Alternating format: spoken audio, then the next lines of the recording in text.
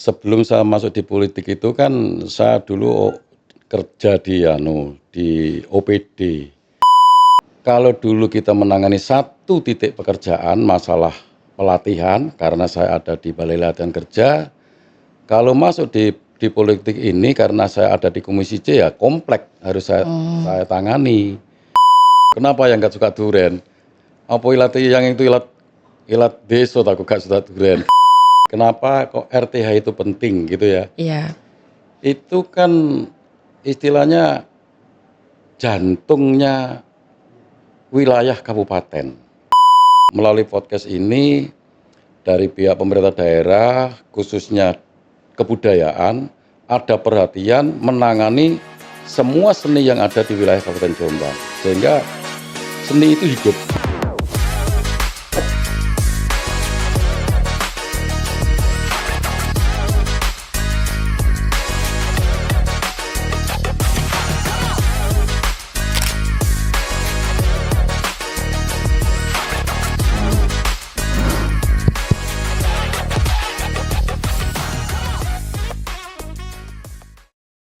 Assalamualaikum warahmatullahi wabarakatuh. Selamat datang kembali di podcast Obrolan Orang Dalam bersama saya, Kuni. Obrolan Orang Dalam adalah podcast yang menyajikan percakapan seru, informatif, dan penuh candaan seputar politik dan pemerintahan yang ditayangkan melalui YouTube DPRD Jombang. Kami menghadirkan secara langsung wawasan dari orang dalam untuk mengupas isu-isu menarik agar kita semua lebih paham peran di balik layar. Kali ini kita kedatangan sosok politisi senior dari DPRD Kabupaten Jombang yang juga dikenal dengan panggilan siapa? Eyang Subur. Oh, panggilannya Eyang Subur, Mbah bukan Subur. Bapak Subur. Jadi ada beberapa panggilan yang terkenal. Nggih. Kalau di lokasi konstituen kita itu sering dipanggil Eyang Subur Eyang dan Subur. Mbah Subur. Oh, bukan Bapak lagi ya? Kalau Bapak itu ada teman-teman Oh, yang teman-teman. Ini berarti saya manggilnya apa ini, Pak? monggo terserah saja. Eyang Subur Yang gitu paling ya. penak opo ngono. Soalnya pertama kali nih Sobat Ordal, pas tahu Eyang Subur, tak kira tuh Eyang Subur yang viral itu loh. Yang dulu sempat demi Tuhan itu loh. Ternyata bukan ya. Gimana kabarnya Eyang Subur? Alhamdulillah baik dan sehat. Sehat nih ya? Alhamdulillah. Usianya berapa nih kalau boleh tahu? Usia sampai saat ini baru 65. Oh, usianya udah 65 itu. Iya, baru 65. Oke. Tadi kegiatannya apa saja hari ini, Eyang?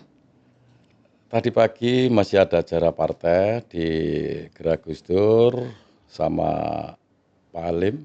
Sehingga kita mendatangi aja dulu ke sana, setelah dari sana kita lanjut ke sini untuk memenuhi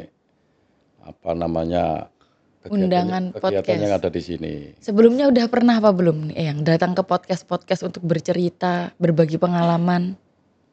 Kalau saat ini belum pernah. Oh, Kalau berarti ini dulu pertama itu kan kali. di radio-radio. Oh, radio. itu, Oke. Kalau dulu kan memang radio, sampai sekarang pun juga radio masih ada sih. Cuma sekarang kan lagi viral nih Eyang.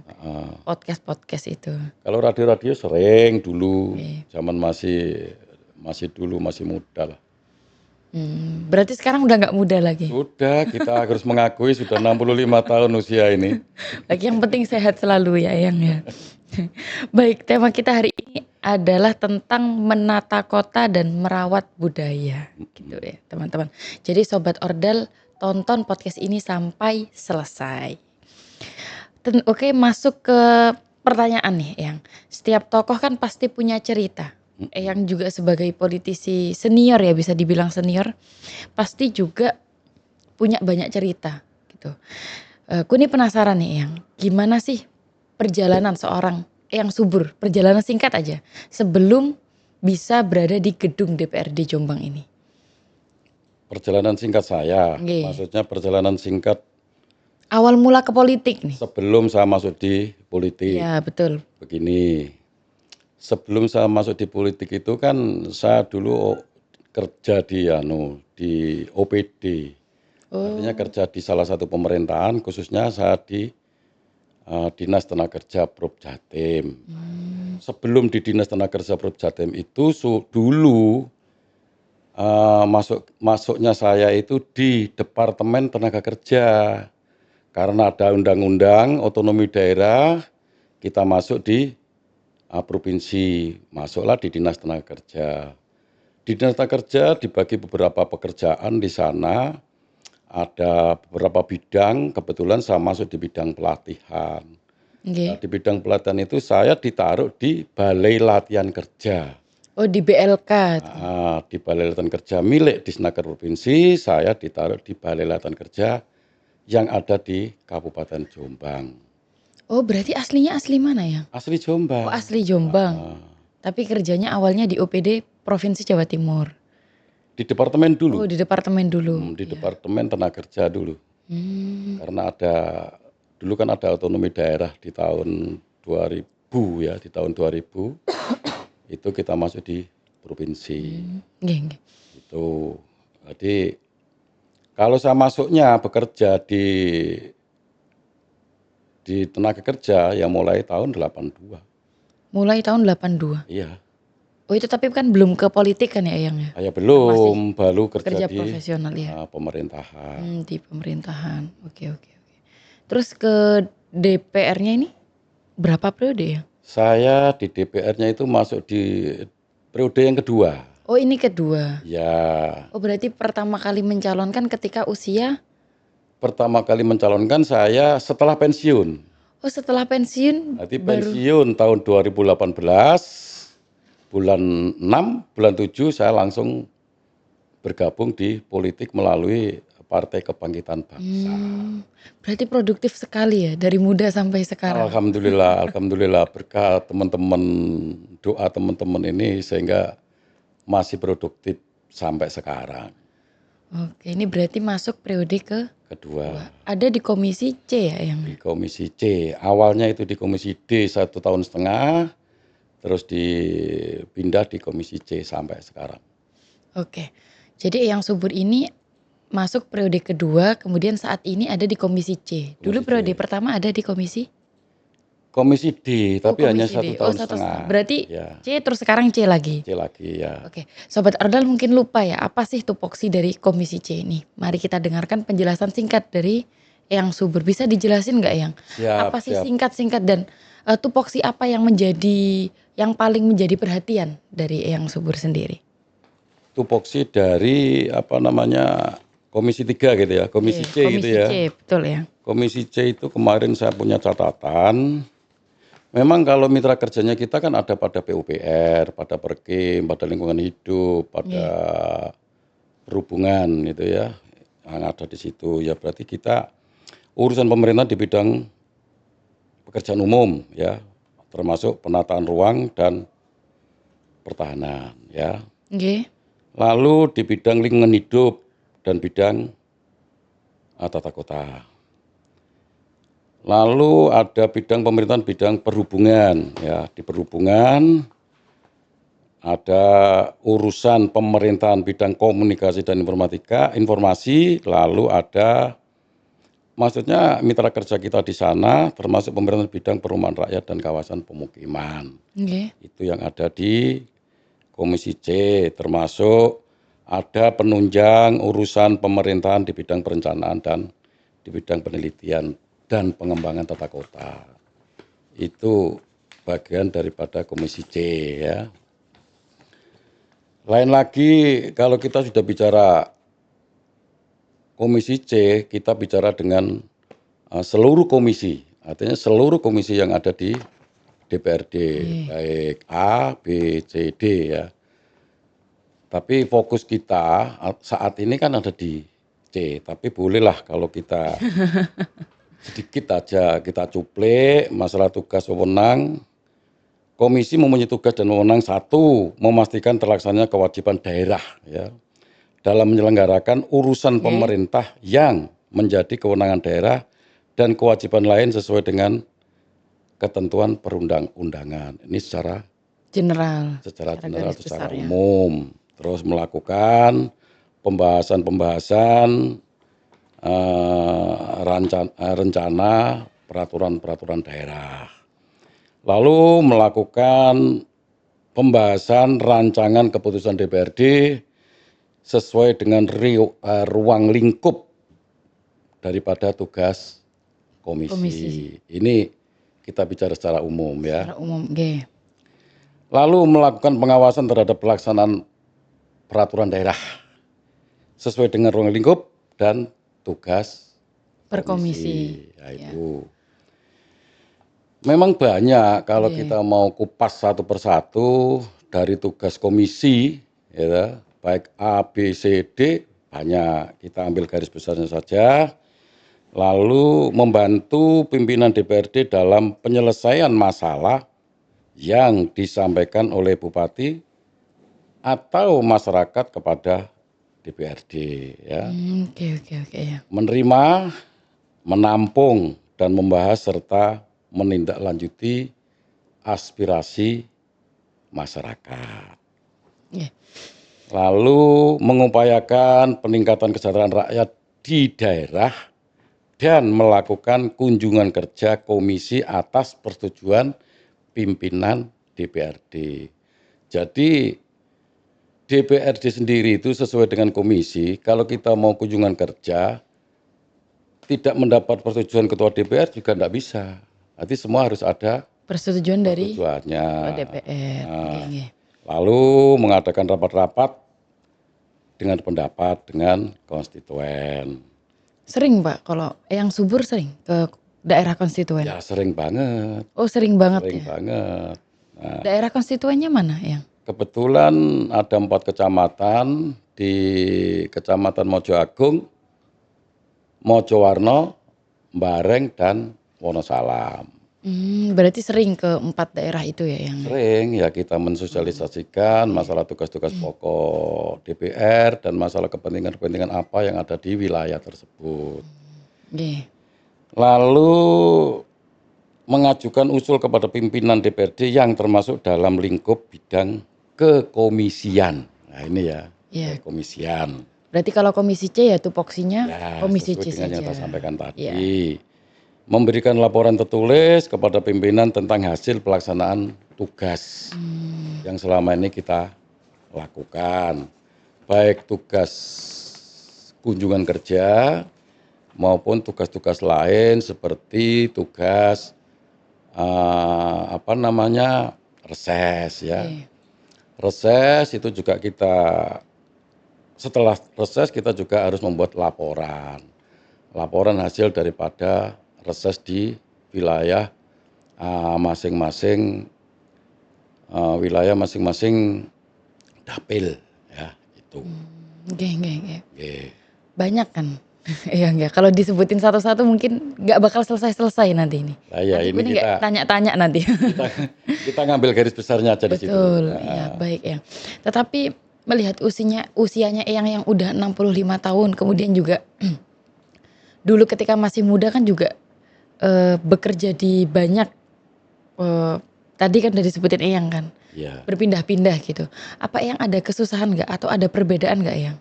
Aku nih penasaran nih, dari pekerjaan yang dulunya di pemerintahan, sekarang juga tetap di pemerintahan tapi mungkin lebih praktis langsung ke masyarakat, lebih berdampak langsung ke masyarakat. Ada perbedaan nggak Eyang? Begini, tugas dulu yang istilahnya di pemerintahan, kita sama-sama di pemerintahan, hanya beda kalau dulu itu di OPD, sekarang kan di legislatif. Oke. Nah, di legislatif ya tentunya ada perbedaan pekerjaan. Kalau dulu kita menangani satu titik pekerjaan, masalah pelatihan, karena saya ada di Balai Latihan Kerja, kalau masuk di politik ini karena saya ada di Komisi C ya komplek harus saya tangani. Katakan kalau di PUPR itu masalah apa, kalau di Perkim masalah apa, kalau di lingkungan hidup masalah apa. Lah ini yang kita harus kupas satu persatu. Jadi lebih banyak lagi tugasnya. Lebih banyak lagi. Berarti lebih nggak bisa santai ya Eyang ya? Ya kalau santai ya kita harus buat santai lah. Oh gitu. Harus kayak santai. Ya berarti sekarang juga. Berarti sekarang juga bisa dibuat santai Eyang. Boleh sambil minum kopinya. Siap. Kopi Nah, asli. Ini kan produk benar.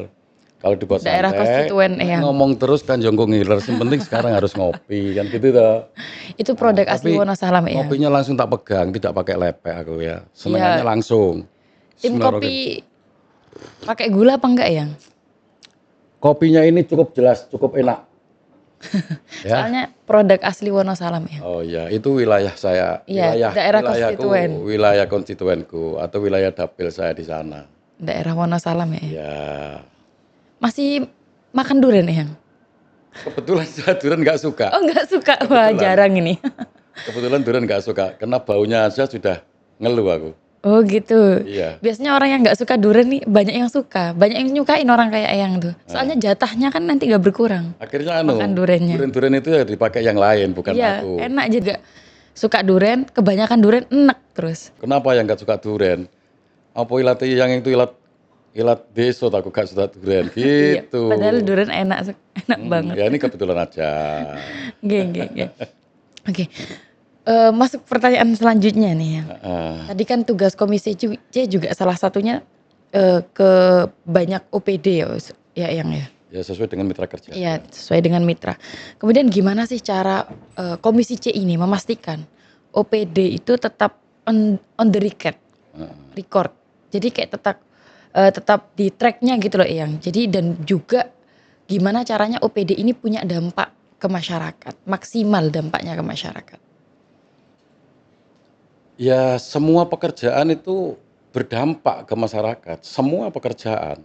Ya bukan hanya di bidang bukan hanya di Komisi C aja. Contohnya kalau untuk Komisi C PUPR gitu ya. Iya. Pekerjaan yang selama ini dilaksanakan PUPR selalu berdampak baik. Sehingga perekonomian berjalan lancar, ya dah. Kalau toh di PUPR itu masih ada pekerjaan-pekerjaan yang belum terlaksana atau belum menjadi prioritas, ya karena menunggu waktu aja. Tapi itu sudah menjadi pembahasan gitu ya, Yang. Ya tetap dibahas. Artinya secara desain itu sudah kita hitung untuk ke depan, katakan 5 tahun ke depan sudah kita hitung untuk jalan yang ada di wilayah Kabupaten Jombang yang belum dikerjakan atau yang rusak ya, yang perlu diperbaiki. Masih ada sekitar 1.000 sekian kilometer ya, yang harus dikerjakan. Sedangkan anggaran yang disediakan oleh pemerintah Kabupaten Jombang melalui PUPR hanya sekian miliar, katakan sekian 90 miliar untuk pekerjaan itu. Padahal yang diperlukan untuk menyelesaikan sekian ribu kilo itu, 1.000 sekian kilo itu memerlukan kalau hitung-hitungan saya 1,2 T. Oke. Ya, 1,2 T. Ternyata pemerintah daerah hanya bisa menganggarkan 90 miliar atau kanan kirinya 100. Nah, kita hitung kapan selesainya untuk ke depan. Nah ini. Iya sih, lama 1,2 T yang ada dananya masih 90 miliar 90 ibarat miliar. lah. Katakan kanan kirinya 100 miliar Iya. lah untuk dikerjakan dalam 1 tahun. Perlu berapa tahun menyelesaikan ini? 10 tahun lebih itu. Nah, makanya pekerjaan yang seperti itu pekerjaan sudah dilaksanakan sekarang 5 tahun lagi sudah rusak kita melaksanakan yang ini ya akhirnya selalu seperti itu berputar terus. Ya kita nanti tinggal bagaimana mencarikan anggaran untuk kegiatan PUPR yang ada di wilayah Kabupaten Jombang, Oke, termasuk seperti di itu. bidang-bidang yang lain, begitu. Oh Ya. gitu, oke. Nah, Terima kasih, Eyang. Kemudian juga itu kan masih membahas tentang jalan saja, Eyang ya. ya. Yang juga tentu saja butuh dana yang besar untuk bisa mengcover semua kebutuhan yang ada di Kabupaten Jombang.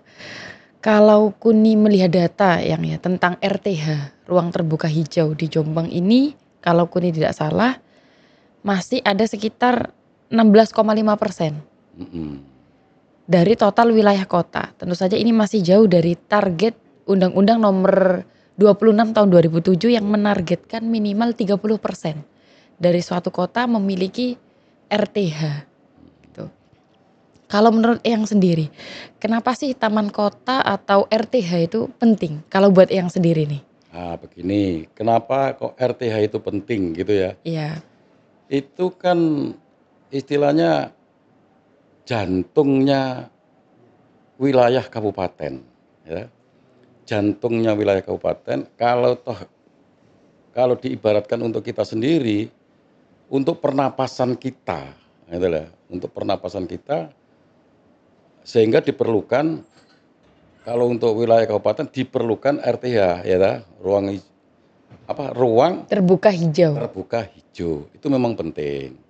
Kalau toh saat ini hanya 16% dari 30%. tiga berapa? Dari wilayah kota. 16% dari wilayah kota, Iya. kan diperlukan 30%. Iya, targetnya. Nah, bagaimana untuk memenuhi 30% itu, penambahan persentase itu? Satu ya diperlukan penanaman pohon-pohon, ya, penanaman pohon atau gerakan penanaman pohon di semua wilayah kabupaten, khususnya kota ya, khususnya Iya. kalau kota. Jadi di kota ini ya perlu gerakan penanaman pohon Iya. untuk pernapasan jantung kota, katakan seperti itu. Tapi udah pernah ada belum yang kayak kegiatan reboisasi gitu? Kalau Tapi di reboisasi itu kan dilaksanakan di wilayah iya desa-desa ya. kalau itu sudah pernah ya yang? Kalau itu kan sudah Itu pasti banyak. Tapi kalau di dilaksanakan. kota Kalau di kota itu kan perlu dari penambahan penanaman pohon. Kalau tahu pemerintah daerah belum bisa menyiapkan, ya belum bisa menyiapkan tempat untuk penanaman pohon ya ditanam di jalan-jalan, penambahan penanaman pohon yang tentunya dilaksanakan sama lingkungan hidup, itu ya, itu kewenangan lingkungan hidup dalam menambah tanaman-tanaman pohon. Tapi kalau masyarakatnya yang pernah ada ajakan nggak untuk menanam pohon, satu pohon gitu? Kan pernah ada kan Eyang ya, gerakan satu orang menanam satu pohon selama hidup lah, ibaratnya kayak gitu. Ya itu suatu keharusan. Oh itu suatu Ya, keharusan. suatu keharusan. Satu sisi dari pihak lingkungan hidup, satu sisi nanti ada gerakan untuk perorangan ya, untuk perorangan menanam satu pohon saja. Kalau dari perorangan itu nanti sudah menanam satu pohon, kita lihat jumlah penduduk yang ada di wilayah kota. Iya. Kalau satu orang menanam satu pohon, ya otomatis kalau jumlah penduduknya katakan 1.000, berarti ada tanaman 1.000 pohon. Walaupun 1.000 pohon itu nanti tidak hidup semua, tapi minimal 8% itu hidup. Hidup betul ya. Gitu ya. Tapi ada tantangan sendiri nggak yang dalam menjaga kebersihan kota? Entah itu tantangan kecil atau besar yang dirasakan Komisi C terkhusus juga Eyang. Tantangan untuk kebersihan. Iya kebersihan kota. Entah itu ke dinasnya kan kalau DPR kan juga tentu saja tidak langsung membersihkan kan juga nggak mungkin gitu. Tapi ada tantangan sendiri nggak ya? Yang penting beginilah, yang penting bagaimana cara menggerakkan atau cara memberikan sosialisasi terhadap masyarakat bagaimana tentang sampah, kan gitu toh. Oke. Bagaimana tentang sampah. Kalau sampah itu dibuang dengan benar, saya yakin tidak akan terjadi penumpukan sampah di mana-mana. Selama ini banyak penumpukan sampah di pinggir kali, katakan seperti itu. Lah, untuk membuat kesadaran masyarakat yang hidupnya di pinggir kali, ini perlu ada sosialisasi. Sosialisasinya bagaimana? Ya, pada waktu ada rapat RT, rapat RW di desa, kita sampaikan. Jangan segan-segan menyampaikan tentang bagaimana membuang sampah yang baik. Kalau saya melihat dari masyarakat yang di pinggir kali, itu kalau membuang sampah kan seenaknya. Iya banyak yang kayak gitu. Nyapu pagi, Sekalian. nyapu sore, gua cikrak neng kali. Nah ini kan nggak bener sebetulnya. Iya. Nah ini yang perlu disosialisasikan terhadap masyarakat. Sampaikan di mana tempat kita menyampaikan. Omong-omong ning warung ya sampaikan, omong-omongan di tempat-tempat nongkrong kita sampaikan. Saya yakin kita menyampaikan 2-3 orang, walaupun tidak nangkap semua atau tidak sadar semua, pasti ada 1-2 orang yang nangkap. Ya berarti di podcast ini juga yang Subur sudah sampaikan juga Kuni sampaikan kepada semua Sobat Ordal untuk tidak membuang sampah di tempat yang tidak seharusnya. Agar juga kotanya bersih, juga nyaman, juga indah gitu ya Yang ya? Ya. Oke, selanjutnya membahas tentang seni budaya. Ya, nih, Kuni juga tertarik nih tentang seni budaya. Ngomong-ngomong tentang seni budaya, Jombang dikenal sebagai kota santri.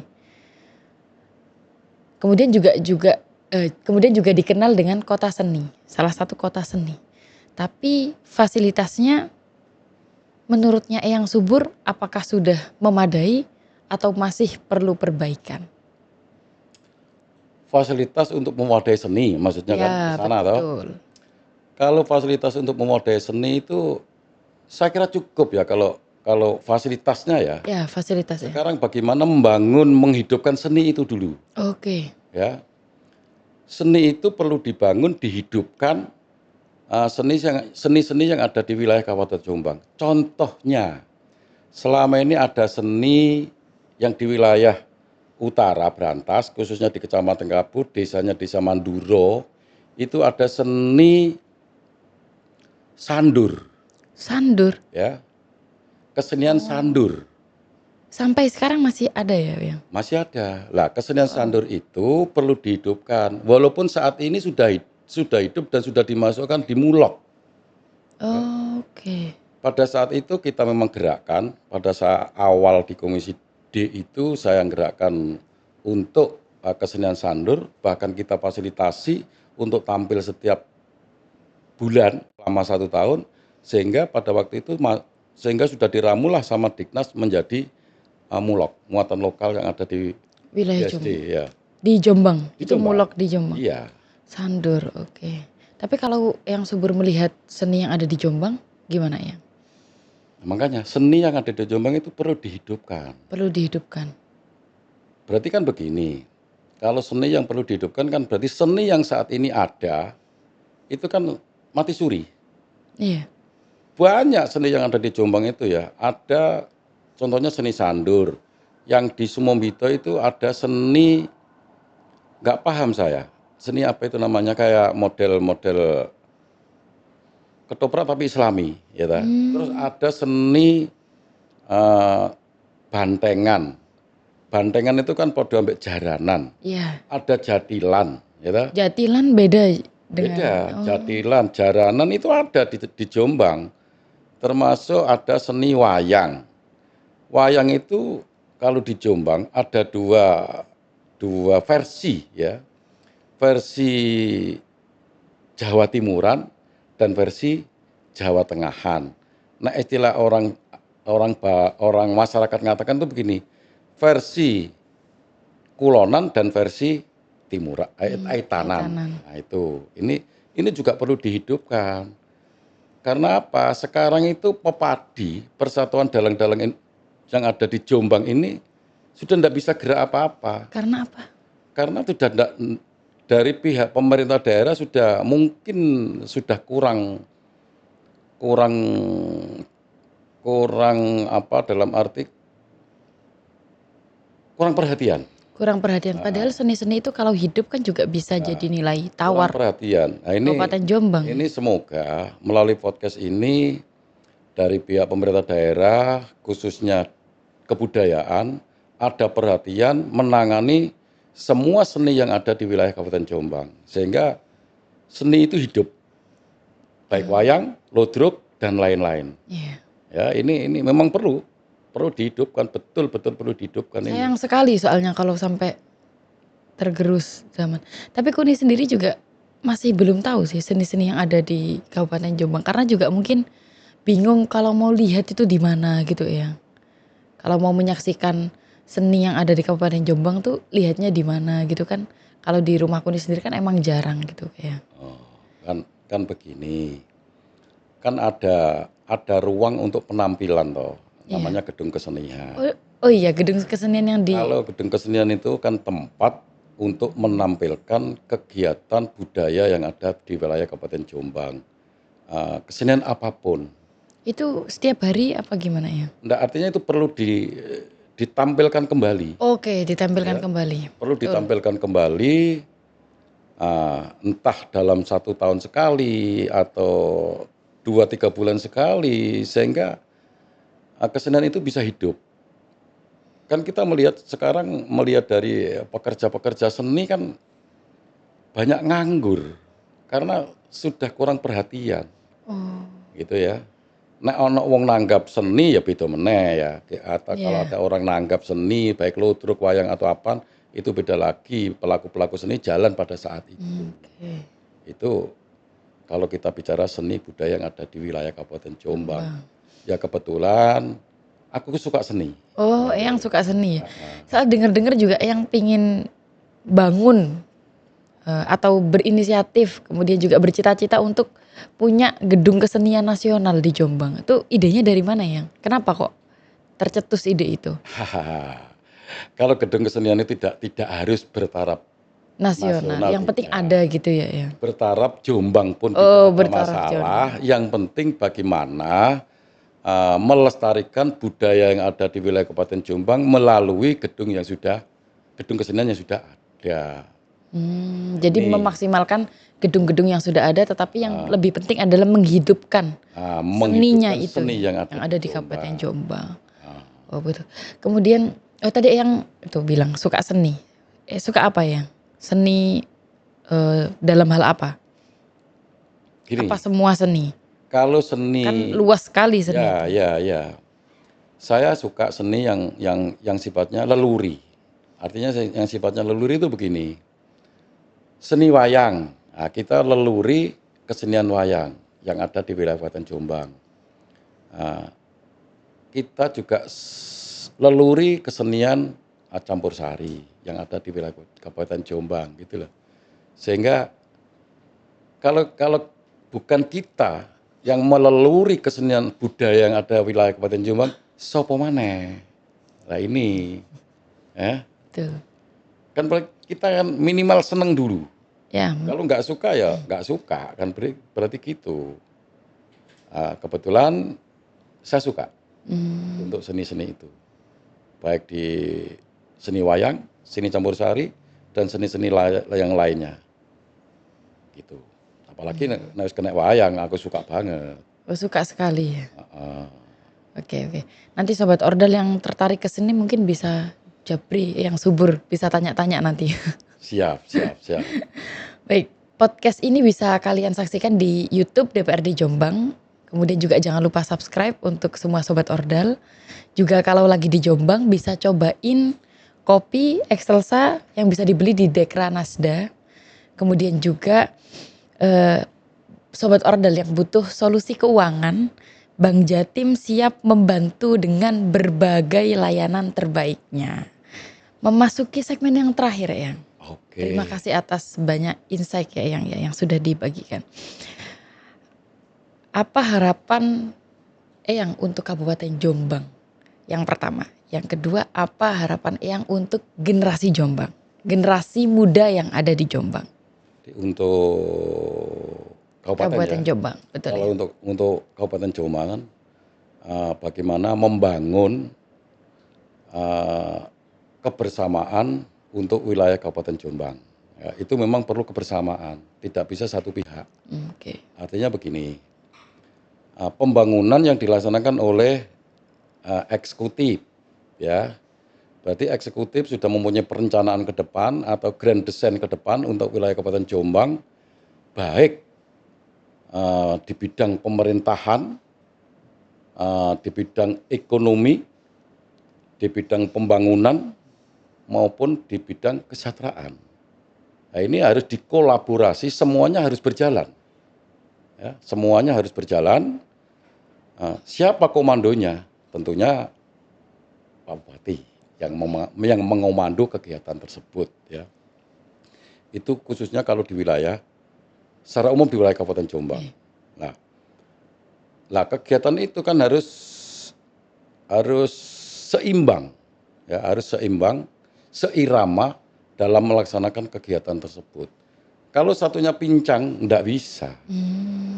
Artinya begini, dari apa yang saya sebutkan tadi, yang saya maksud satunya pincang itu apa? Kalau SDM-nya pincang, ya, kalau SDM-nya pincang, saya yakin pekerjaan tidak akan maksimal. Ya. Kenapa sih kok saya katakan SDM ya?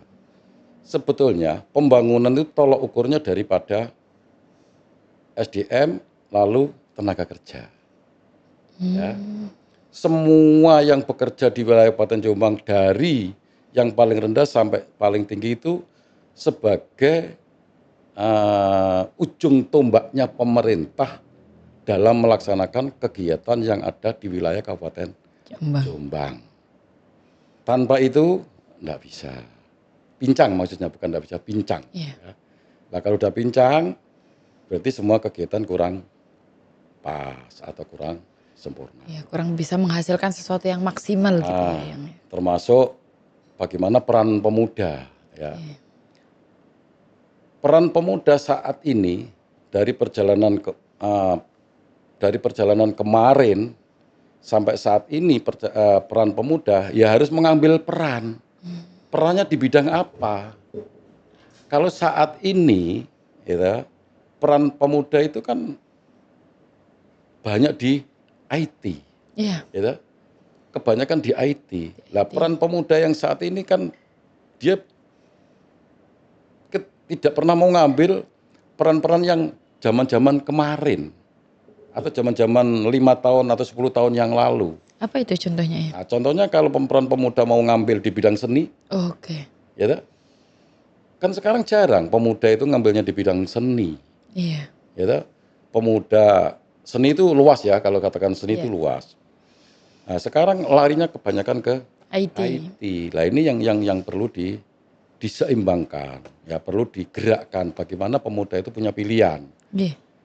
Kados jenengan ya, jenengan saat ini menekuni di bidang IT. Tapi ingat, 20 tahun yang lalu Jombang juga punya namanya kegiatan-kegiatan yang harus dilaksanakan oleh pemuda seperti tadi yang sudah saya sampaikan. Kenapa tidak mau mengambil peran di bidang kesenian? Contohnya apa? Dalang, sinden kalau perempuan. Iya. Kalau untuk sekarang kan anak-anak itu sudah Jarang. ketinggalan, gitu Ya, loh. memang. Jarang yang ngambil di bidang itu. Contohnya begini, kuliah saja. Sekarang yang diambil kan jurusan-jurusan yang paling bagus. Tapi kan nggak ada teman-teman anak-anak sekarang itu yang suka ngambil jurusan katakan kayak kuliah di bidang sendera tari. Nggak, sudah kurang. Iya Ya, sih. mestinya kan ngambil kuliah di bidang sendera tari, ngambil kuliah di bidang kalau pertanian di bidang pengamat hama, kalau katakan di pendidikan itu di bidang bahasa-bahasa daerah. Itu sekarang kan dibutuhkan. Oh, dibutuhkan itu? Dibutuhkan banget. Soalnya Sekarang itu banyak sekolahan-sekolahan yang sudah tidak mempunyai guru bahasa daerah. bahasa daerah atau guru di bidang kesenian, guru di bidang sendera tari. Susah ya, Yang ya? Susah banget. Sekarang kalau di pertanian juga sulit mencari tenaga pengamat hama. Contohnya itu. Oh gitu. Oke. Tapi nggak salah kan Yang ya ketika pemuda atau generasi muda memilih bidang IT karena juga melihat perkembangan zaman kan juga sungguh masif gitu loh Yang. Mungkin bagaimana mensinergikan gitu Yang antara kesenian yang ada dari dulu gitu Yang dengan perkembangan zaman yang ada sekarang. Jadi dikolaborasikan Ya, gitu ya. mungkin Yang ya. Ya memang tidak salah. Iya. Karena itu perkembangan zaman. Iya, betul ya. Kalau udah perkembangan zaman ya generasi saat ini ngambilnya seperti ini ya wajar. Iya. Karena dunianya saat ini seperti itu. Tidak mungkin dunia saat ini kembali di 20 tahun yang lalu. Tidak mungkin. Kan anak saya saja seperti itu.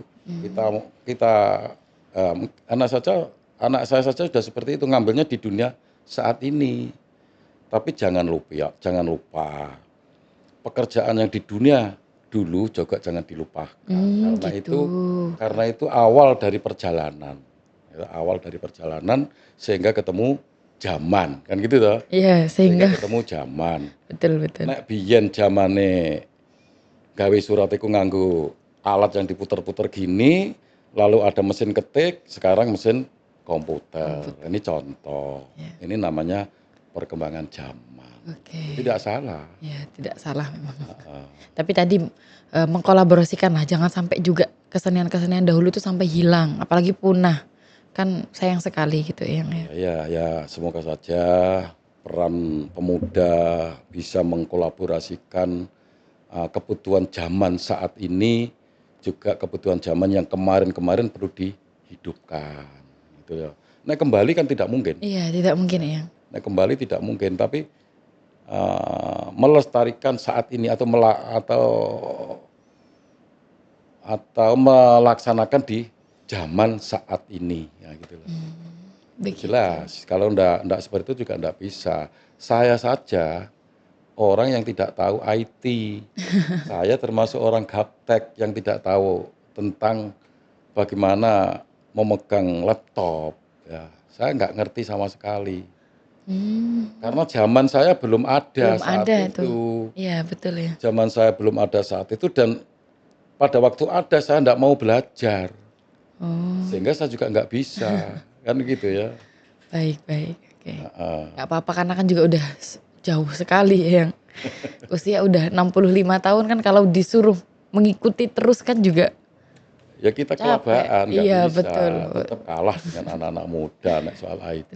Tapi juga anak muda juga jangan melupakan nenek moyang, jangan melupakan kesenian-kesenian yang sudah ada dari leluhur gitu. Ya, Baik, terima kasih banyak Yang Subur atas Oke. waktunya, kemudian juga obrolannya mulai dari tadi bahas tentang OPD, kemudian juga ada seni sampai peran anak muda. Buat masyarakat Jombang, mari kita jaga kota Jombang ini bersama. Yang masih suka buang sampah sembarangan harus segera diubah habitnya. Terima kasih atas wawasan, cerita, dan inspirasi yang telah dibagikan oleh Eyang. Semoga percakapan kita ini bermanfaat untuk semua sobat Ordal yang menonton dan juga bisa memberikan perspektif baru, ilmu baru dalam dunia politik dan umum lainnya. Terima kasih Eyang Subur atas dedikasi dan segala upaya yang sudah diberikan untuk Kabupaten Jombang, untuk masyarakat Jombang. Kami berharap semoga kesuksesan, keberkahan, kemudahan, kemudian juga panjang umur, barokah Amin. selalu menyertai Eyang Subur dalam setiap langkahnya. Oke. Amin. Terima kasih juga untuk Sobat Ordal yang sudah melihat podcast ini sampai selesai. Jangan lupa like, subscribe, dan share juga video ini kepada teman-teman kalian. Sampai jumpa di episode berikutnya. Jangan lupa untuk follow dan saksikan kami di media sosial kami. Instagram @DPRD Jombang, TikTok @DPRD Jombang, YouTube DPRD Jombang. Podcast selesai, jangan kemana-mana, episode berikutnya ayo nonton lagi ya. Saya Kuni, pamit undur diri, terima kasih, sampai jumpa di episode berikutnya. Wassalamualaikum warahmatullahi wabarakatuh. Waalaikumsalam warahmatullahi wabarakatuh.